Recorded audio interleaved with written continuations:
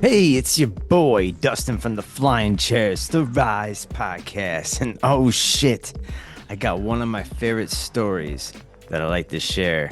And it takes place in Pascagoula, Mississippi, October 11th, 1973, with Charles Hickson and Calvin Parker. And this story is absolutely amazing. These guys both passed the lie detector test after their testimony. But the story goes, they're two coworkers, and they wanted to go fishing after work, so they took like a 15-minute hike to where they were gonna go fishing.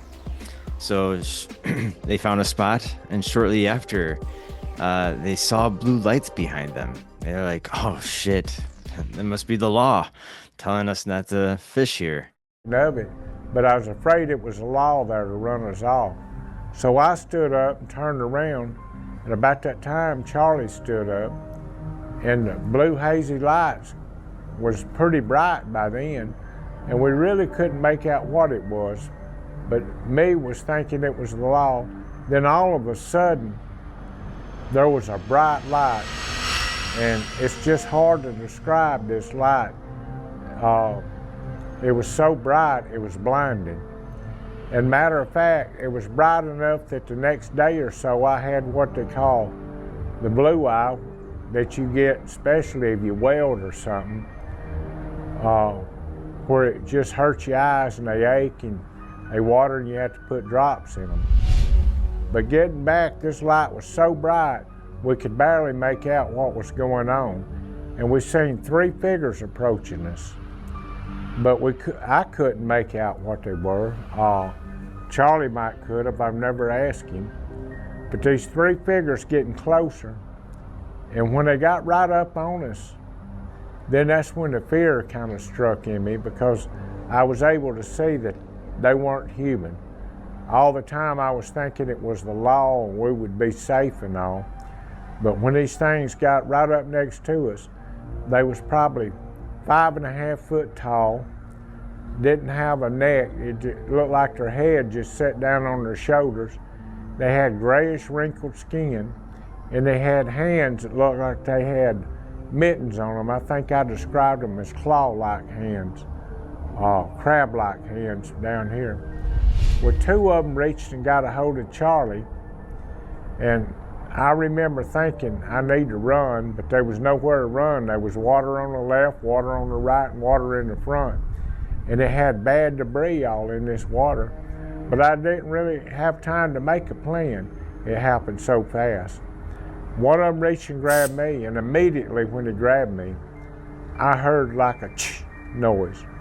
And that was an injection going into my left arm. This is what they figured out later, but it was an injection going into my left arm that just really, and all of a sudden the fear was gone, but my body was paralyzed, everything but my neck and my eyes. I could look with my eyes to the left and the right, and I could roll my head, but other than that, I couldn't have any functions. But the fear was gone then for some reason. This time, this one creature elevated us up about 2 foot off the ground, might have been 1.5 feet, floated us in toward this craft, which is like nothing I've never seen. I was still kind of blinded, so I couldn't really make it out till we come out. And when we got to the door, I remember looking, and that's what the lights was coming out of. And I looked in to see if there was any light fixtures or anything, just trying to figure out what was going on. And it looked like the lights was coming out of the paint. It was just being illuminated out of the paint. Now how that happened, I don't know, but that's what it looked like to me. Well, he kind of paused then, and that's when I got a chance to look. He made a left turn. When he made a left turn, we just kind of breezed up a little bit, and on the right side they had a door that was already open. This robotic looking creature that moved like a robot took me into a room, and there was a examination table there, Now, I think the table could be made out of glass or something. I really don't know what it was made out of because I didn't have a chance to look at it too good. He laid this on an examination table, and this table was at about a 16-degree angle.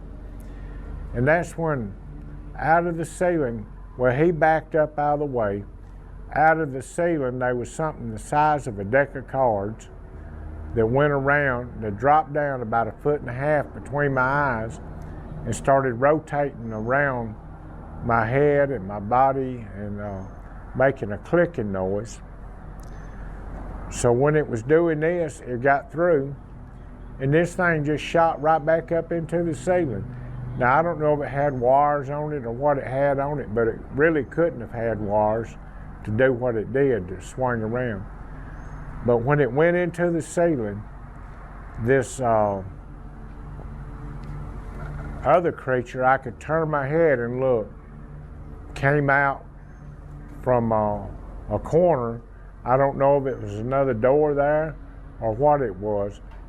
And it appeared to be a female. But she came out, and I could roll my head and just look at her a little bit. And I noticed she had facial features, unlike this other ugly creature, kind of robotic. This, and I call it a female, and I really don't know if it is that or not. But there was facial features like ears, nose, eyes, mouth, but I never seen her mouth open. Well, she came up, and I did notice one thing. Her fingers, and I called it a her because I feel like it was, but her 2 middle fingers was longer on her hands than what ours would have been. And she grabbed me by the cheek, and she kind of felt my skin and pinched my cheek a little bit. And I didn't have any sensation if it was warm or any feelings from her hands. And then she grabbed, with her other hand, she grabbed me by the jaw and she pushed it down. And that's when she took her hand and run her 2 middle fingers down the back of my throat and that little thing that hangs down, that dangles in the back of your throat there, and tried to go up what I call my sinus cavities, I guess.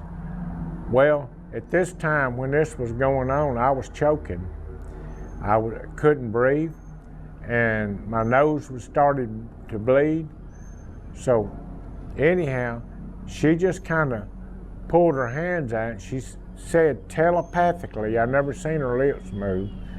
Telepathically, she said, well, we're not gonna harm you.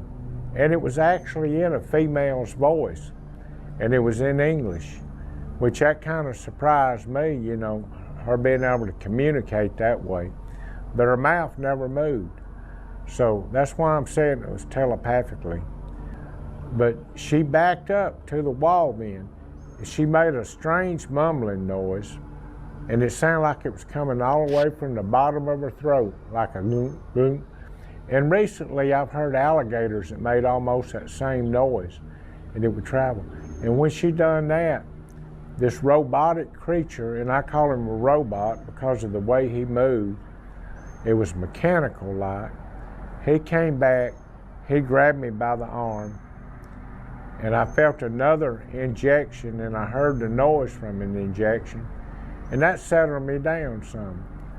Well, she just backed up out of the way, and he picked me up off the examination table and carried me back out the craft, all the way to the river again. Now, what took us 15 minutes to get there, it didn't take him but just the blink of an eye almost to put us back out on the river. My hands, arms were stretched out facing the river, and I still couldn't move until I heard Charlie. Charlie was laying on the ground by me, right at my feet, and I was standing, and I heard Charlie say, Calvin, Calvin, you okay, son?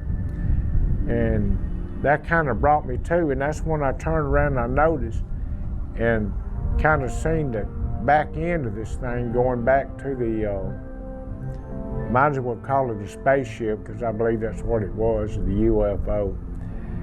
and went in the door. When the door closed, the bright lights quit. And that's when I seen the blue hazy lights again. And this thing just picked up off the ground and shot up into the air and disappeared. It was just like magic. That's how fast it disappeared. Charlie and I was standing there. He said, you all right? And I said, yeah. I said, let's sit down and talk for a minute. The danger's over with. The danger's over with. The danger's over with. The danger's over with. The danger's over with.